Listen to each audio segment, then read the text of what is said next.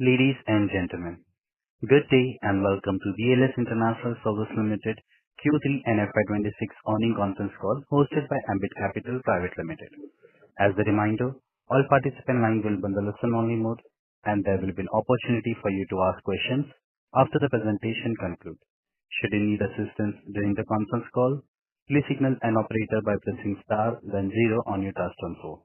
Please note that this conference is being recorded. I now hand the conference over to Mr. Moez Chandani from Ambit Capital. Thank you, and over to you, sir. Good evening, everyone. On behalf of Ambit Capital, I would like to welcome you all to the Q3 FY26 earnings call for BLS International Services Limited. Joining us from the management today, we have Mr. Nikhil Gupta, Managing Director, Mr. Shikhar Agarwal, Joint Managing Director, Mr. Amit Sudhakar, Chief Financial Officer, Mr. Loknath Panda, COO, BLS E-Services Limited, and Mr. Gaurav Chugh, Head, Investor Relations. I thank the management for the opportunity to host this earnings call. We now begin with opening remarks from Mr. Gaurav Chugh, post which the forum will be open for an interactive question and answer session. Thank you, and over to you, Gaurav. Thank you, Moez. Good evening, everyone. Thank you for taking time out to join this call today. Before we begin, I would like to point out that some statements made in today's discussion may be forward-looking in nature, and a disclaimer to this effect has been included in our earnings presentation shared with you earlier. I would like to invite Mr. Shikhar Agarwal for his opening remarks, post which Mr. Amit Sudhakar will discuss the financial performance of the company. We will then open the floor for an interactive Q&A session. Over to you, Shikhar. Good evening, everyone, and thank you for joining us on BLS International's Q3 and 9-month FY26 earnings call. We trust you had the opportunity to review the results, press release, and investor presentation. We are pleased to share that the company delivered a remarkable performance in Q3 and 9 months FY26. For the first 9 months of FY26, our consolidated revenue and PAT experienced a robust growth of 46% and 36% year-on-year, reaching 2,184 crores and 537 crores respectively. This is nearly to the equivalent of the revenue of last year itself, that we have achieved in 9 months. This performance was driven by higher application volumes, multiple contract wins across major geographies, diversification of service portfolios, and consolidation of acquired business over the last few years. Q3 FY26 was also a strong quarter for the company, as revenue grew by 44% year-on-year, driven by healthy momentum across both our businesses. EBITDA for Q3 FY26 increased 25% year-on-year, while PAT recorded a growth of 33% year-on-year, reflecting disciplined execution and operational efficiencies. Our visa and consular service business continues to witness strong growth traction in Q3 FY26. While the revenue grew 20% year-on-year, our EBITDA increased by an impressive 28%. This growth highlights BLS' strong execution capabilities and positive impact of our successful transition from a business model from a partner-led to self-managed model. The number of application processed increased by 18% during Q3, rising to 10.7 lakh applications compared to 9.1 lakh in Q3 FY25. Net revenue per application also improved by 19% to 3,383 in Q3 FY26 compared to 2,841 in Q3 FY25. We continue to expand our global footprint by winning newer contracts and renewing existing contracts during the quarter. The company secured a 5-year global contract from Slovak Republic to establish and operate visa application centers in over 80 countries. The company was also awarded a 3-year contract by the Ministry of External Affairs, Government of India, to establish Indian visa application center in China. Further, the company also won a lot of new contracts from the Cyprus government in multiple countries like South Africa, China, Mongolia, etc. In addition to these new contracts, we renewed our mandate with the MEA, Government of India, to provide attestation and apostille services across 17 major cities in India. Our digital business also continued to witness significant momentum.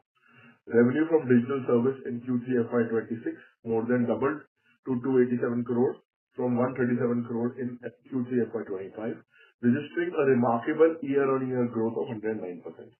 This is primarily on account of growth in BC and loan distribution business along with increasing scale in assisted digital and citizen service offerings. The company's asset-light and scalable operating model remained a key enabler of growth, supported by a wide and growing network of 151,000+ touchpoints and 45,800+ service channel partners. The BC business is witnessing significant traction, with GTV generated increasing to 27,000 crore during the quarter as compared to 21,000 crore during Q3 FY25. In addition to this, the company also achieved a significant milestone of having rupees 10,000 crore of aggregate bank balances in the bank account opened through BLS services channel. The loan lead generation business is also witnessing strong traction as the company generated loan leads worth 9,700+ crore during the quarter, which has significantly increased from 2,900+ crore in the last quarter. Another key highlight for the digital business was winning a 100 crore project from Government of Bihar for establishment of the permanent enrollment centers for Bihar. This mandate complements the recently received order from UIDAI to operate Seva Kendras with aggregate value of around 2,000 crore. We are continuing to strengthen our technology across both our business while leveraging AI, advanced analytics, cloud platforms, and automation to enhance security, scalability, and performance while delivering smarter, faster, and more reliable digital solutions to customers and partners. Our continued investment in technology is helping us deepen trust with governments while strengthening our customer-first approach. While the company is consistently growing, it has also followed a policy of rewarding its shareholders through years by way of dividends. In line with this, the board has approved an interim dividend of 200% of face value, that is rupees 2 per equity share in the board meeting today. Before concluding, I would also like to speak on the recently announced budget, which offers an optimistic outlook for travel and tourism sector. The budget demonstrates a strategic commitment to revitalizing this crucial industry, with increased funding allocated for infrastructure development as well as support for setting up 5 regional medical tourism hubs. The inflow of tourists into the country is expected to increase. Additionally, the change in tax rates for overseas tourism packages, along with risable disposable income, are anticipated to lead in growing number of overseas travelers into the future. For BLS, as one of the largest global visa outsourcing players, these initiatives are encouraging and are expected to have a positive impact on the business. To conclude, the period ahead offers meaningful opportunities for BLS International as global mobility continues to normalize and governments increasingly rely on trusted partners for public service delivery. Our well-diversified presence across geography and service lines, expanding scale in priority markets, and a strong pipeline of engagement positions us to build on our momentum. Now I'll hand over the call to Mr. Amit Sudhakar, our CFO, to walk you through the financial performance. Thank you.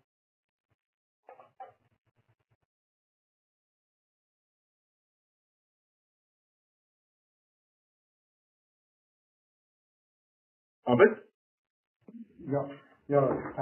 Thanks, Shikhar. Good evening, everyone. I'm pleased to share the consolidated financial results for the third quarter and 9 months ending December 31st, 2025.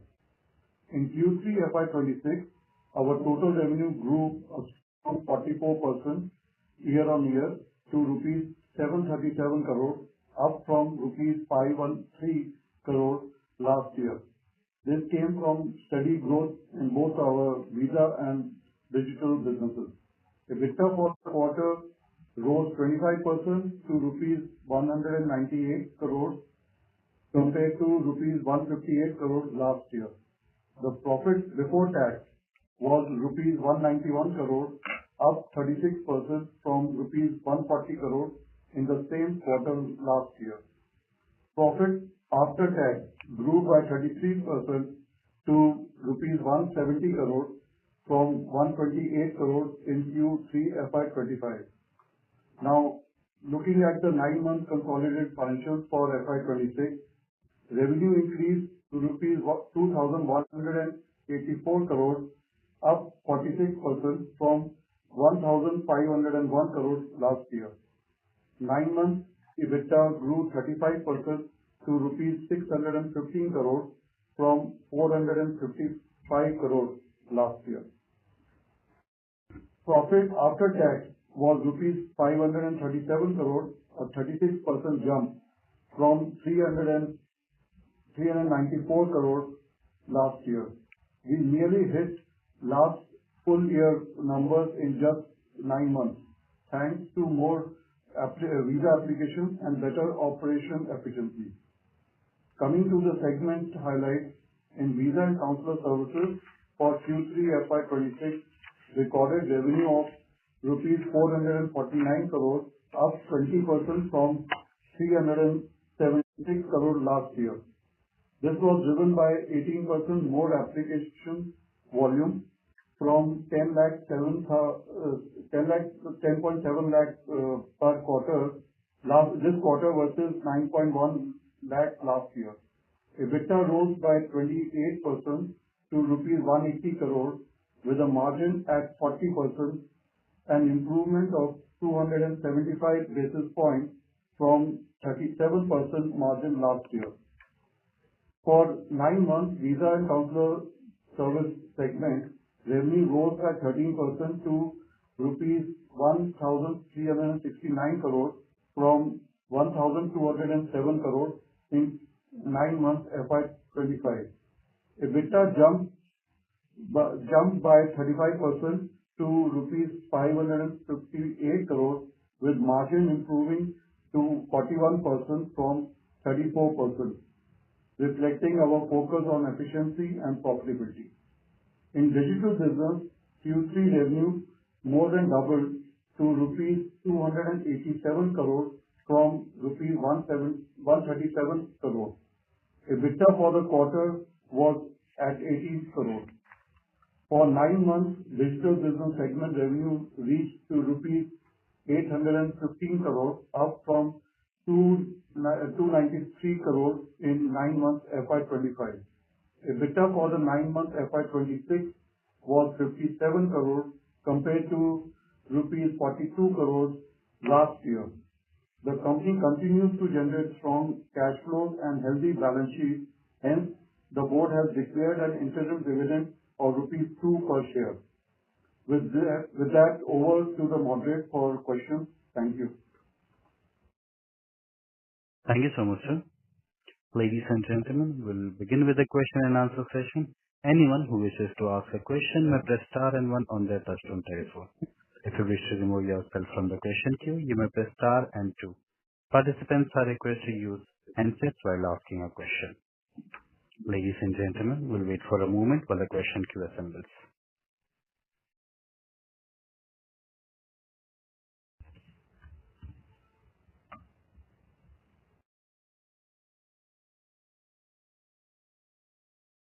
Our first question comes from the line of Vansh Solanki from RSPN Venture. Please go ahead. Hi, good evening, management. Am I audible? Yes, you are. Please proceed ahead with the question. As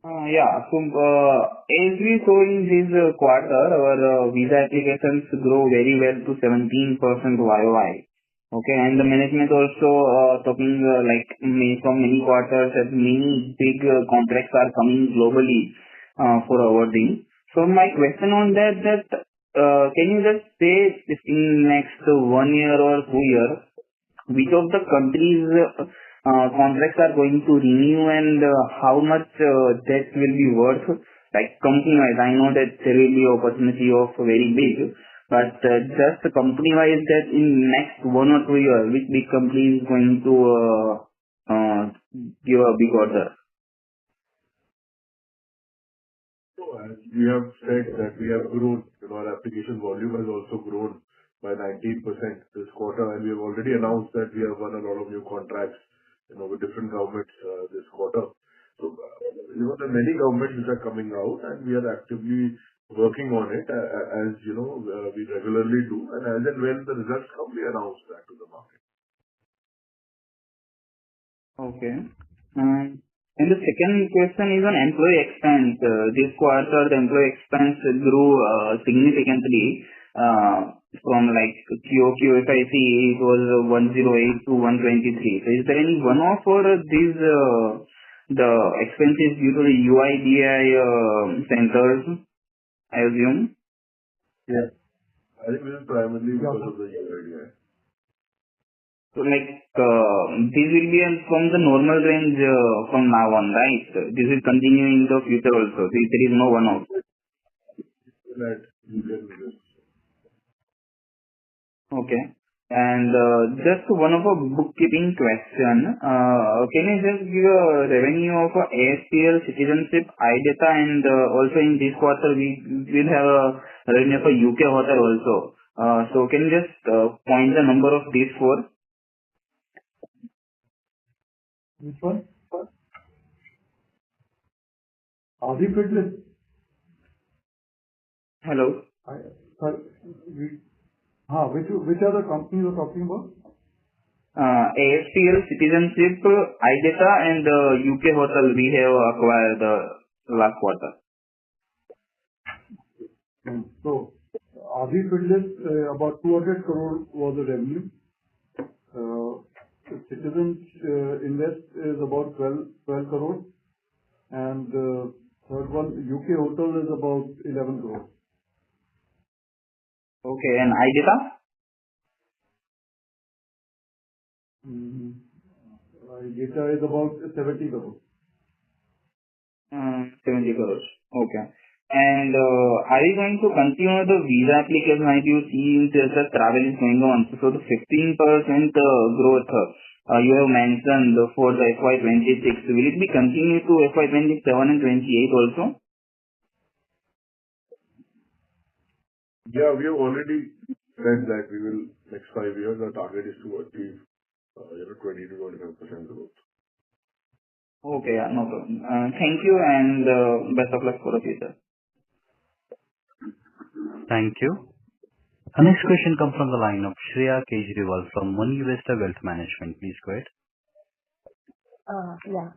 Good evening, sir. Congratulations on the great result. I want to understand the revenue growth split between organic and inorganic, and also regarding the EBITDA margin, as I see that it has been like contracted on year-on basis. So could you elaborate what's the key driver behind this and how we should think about the margin normalization going ahead? Amit, you can take this. Yeah. So the organic growth has been in the range of around 26% in current quarter. And the inorganic growth. The second question, the 26%. Yeah, the 26% you're talking about the inorganic, right? No, organic. Okay. And my second question was regarding the EBITDA margin.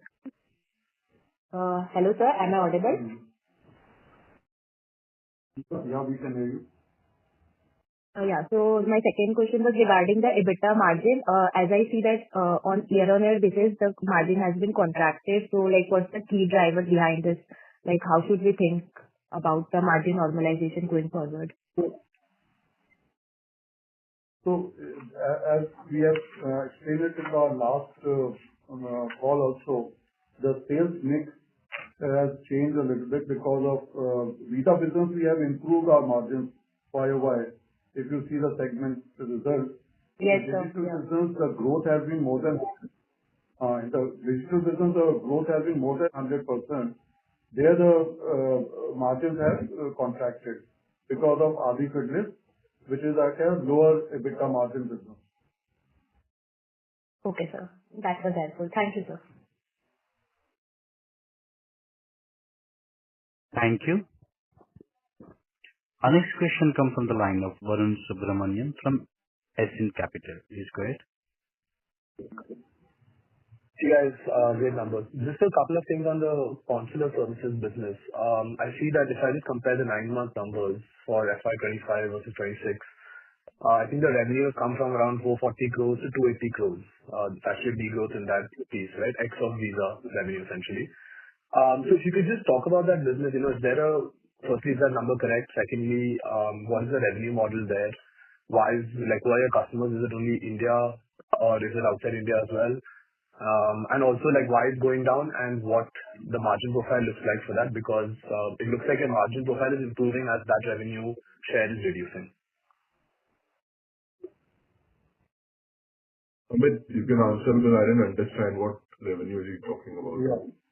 Our margins have been improving in visa business. No, okay, let me explain. See, if you're in your visa and consular business, you have the net revenue that's coming from visa applications. That number has been steadily going up, right? So if I take your total visa and consular revenue and subtract that, you understood right now? Hello? We missed out. Okay. I'm saying that if you take your total visa and consular services revenue, right, and you subtract your visa revenue, which is your net revenue per application revenue, right? That is the consular revenue, correct? No. Now that consular revenue has been coming down. That is Okay.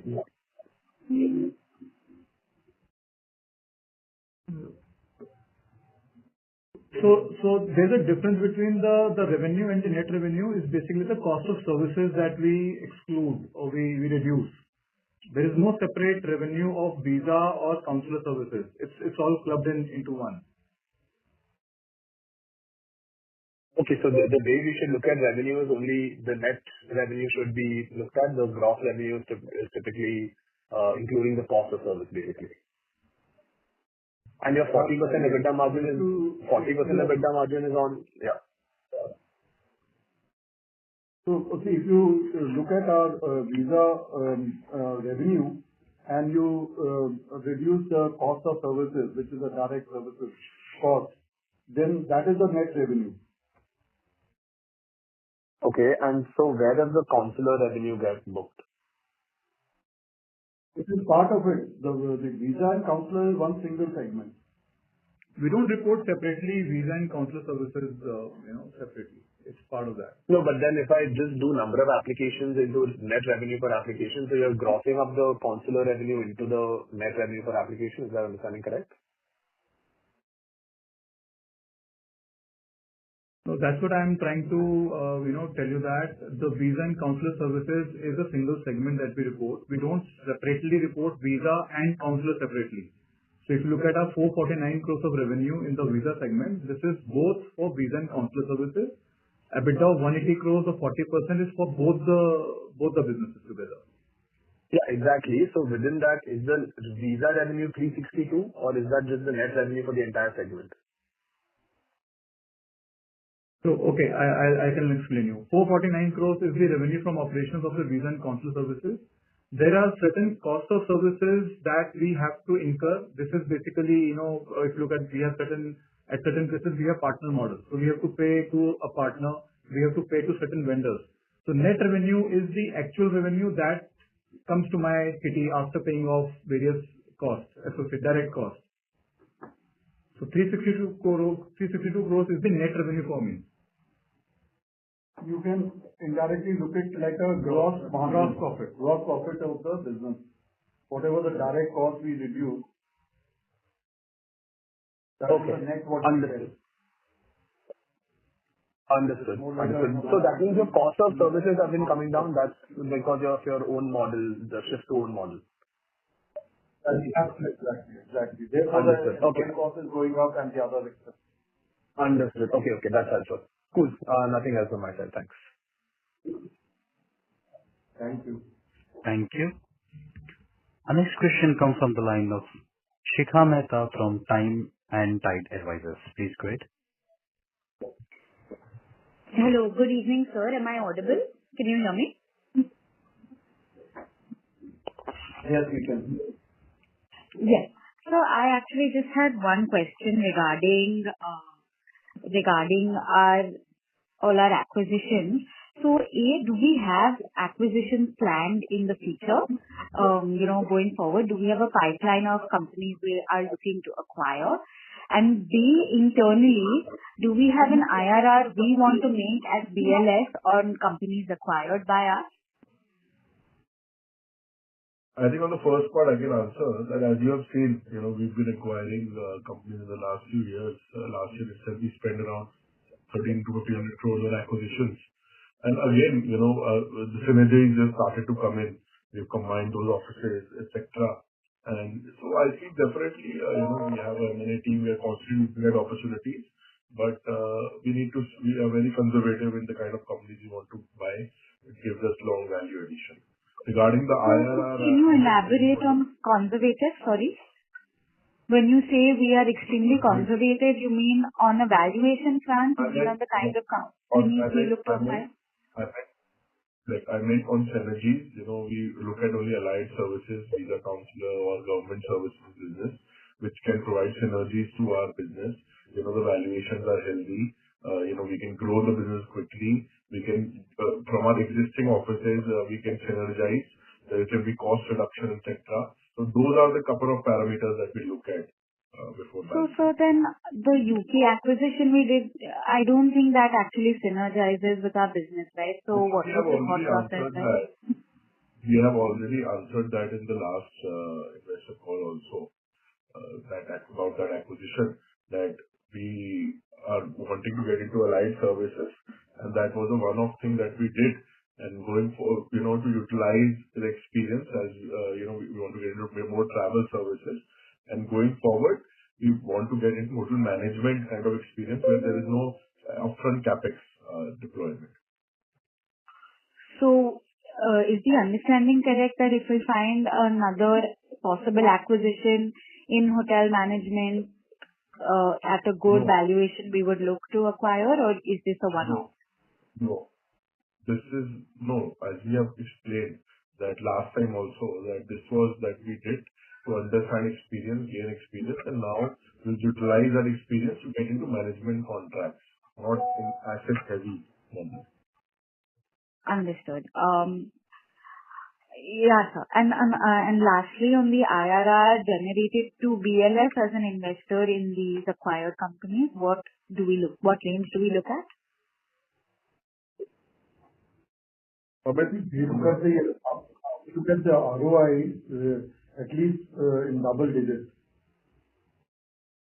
minimum to get a return, and especially when it's outside India, that is quite a decent return which we are looking at. So say on iData, Adifidlist, etc., we look at getting double-digit returns over a longer term period of time as a company that has invested in these businesses. That's right.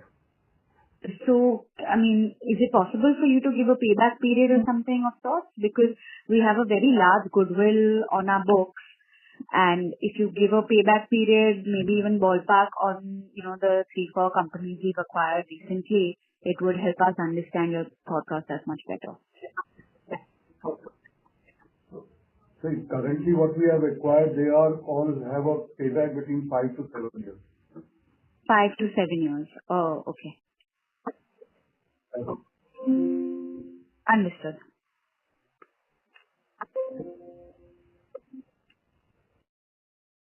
Thank you. Our next question comes from the line of Mehul Panjwani from 40 Cent. Please go ahead.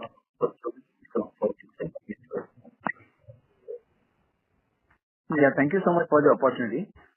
Sir, I'm new to our company, so I would like to understand what all entails in the digital services. What all services come under our digital offerings? So in digital offerings, we have basically currently 3 verticals. One is a business correspondent, which is a banking, wherein we provide the last mile banking. Then we have a loan distribution company, which we acquired last year. And the third is the e-governance, where we call it G2C, government to citizen. We provide services on behalf of the government to the citizens. So these are the 3 verticals we have. And sir, please correct me if I'm wrong. So BLS e-services, which is again a listed arm, is that catering to all the digital services, or is that wrong understanding? No, that's correct. That is the one which is providing all the 3 services. Okay. Thank you so much.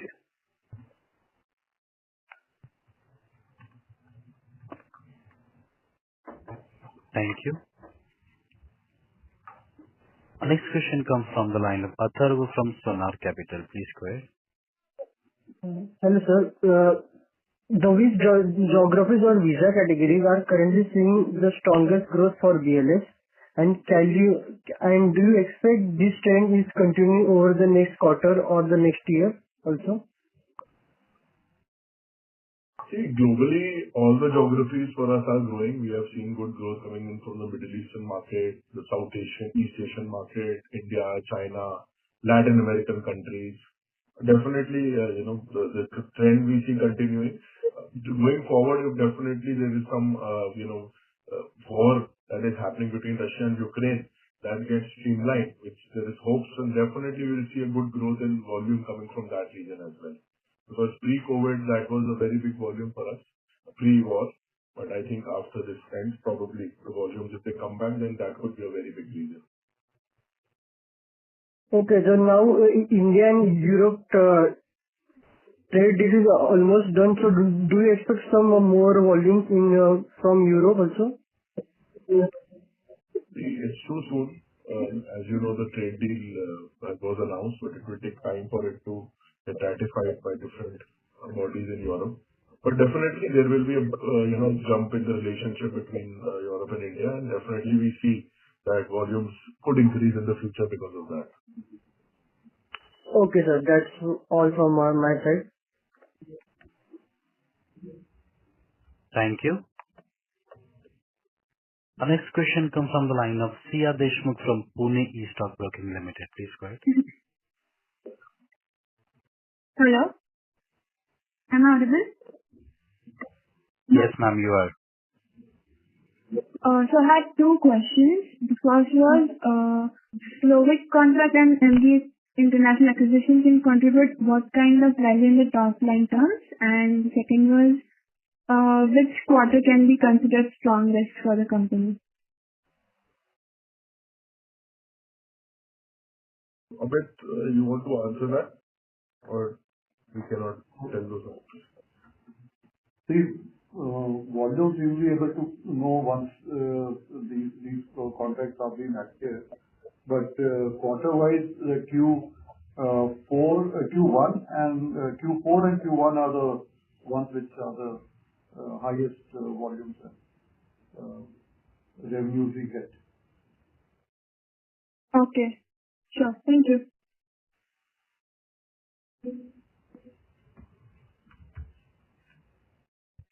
Thank you.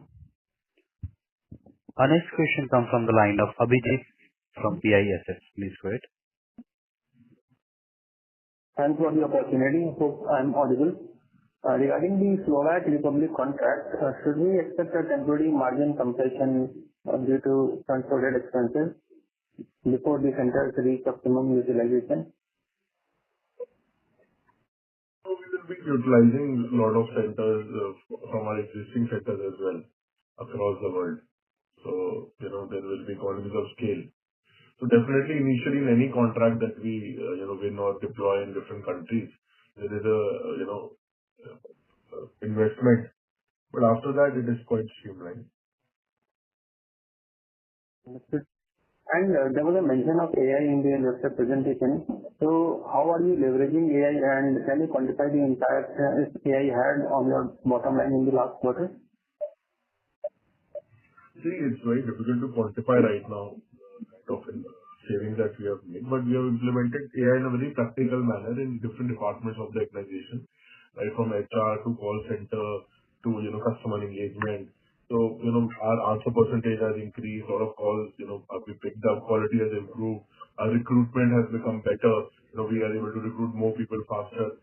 Very difficult to quantify in terms of costs, but we definitely have cost saving, that we have seen, in terms of some of the angles. But I think it's too soon to quantify exactly the number. But there will be savings, right? Correct. And last saving will be also efficient.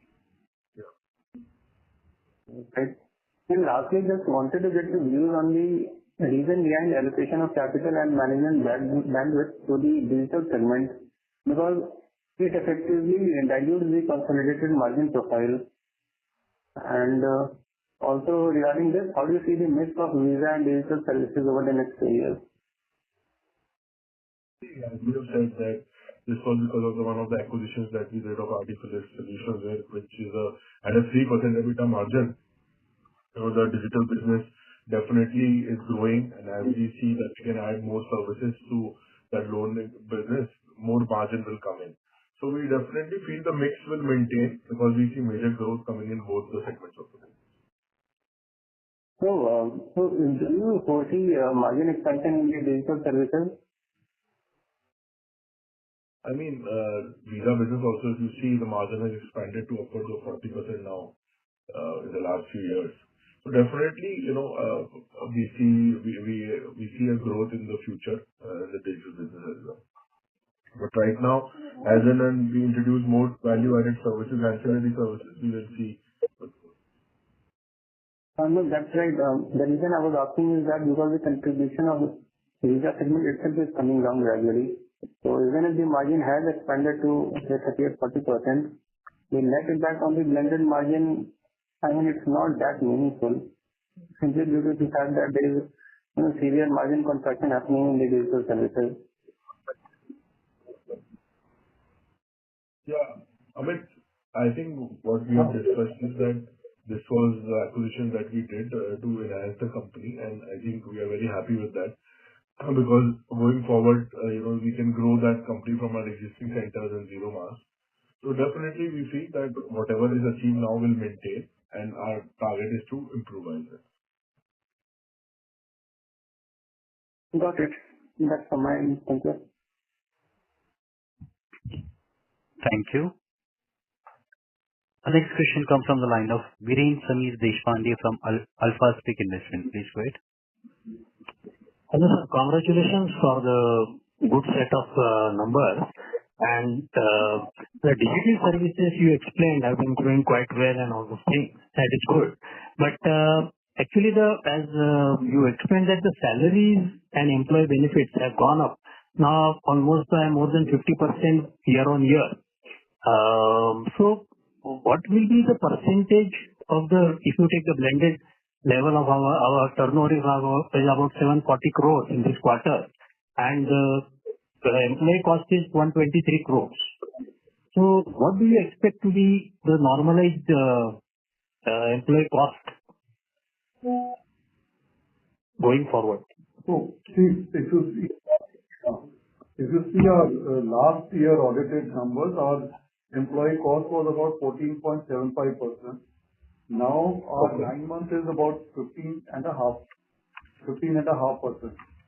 So overall, if you see, we are in that range of 15%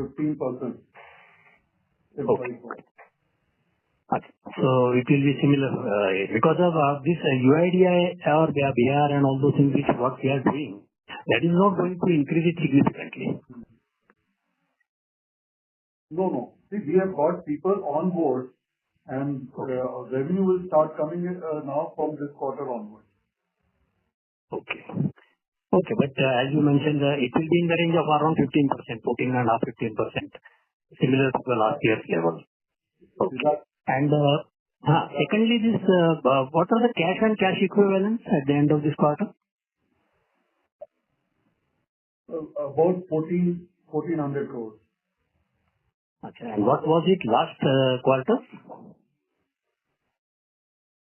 It was about 1290 or something. So there is an accretion of about 100 crores. Okay.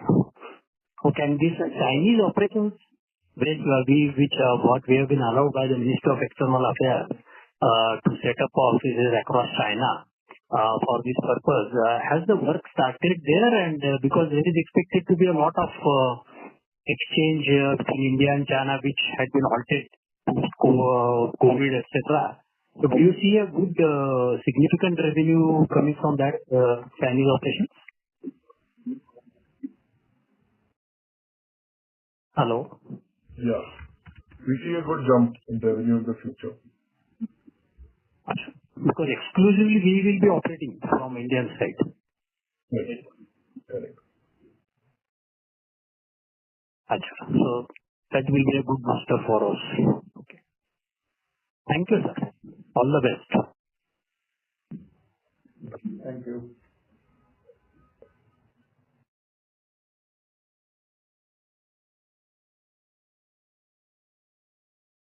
Thank you.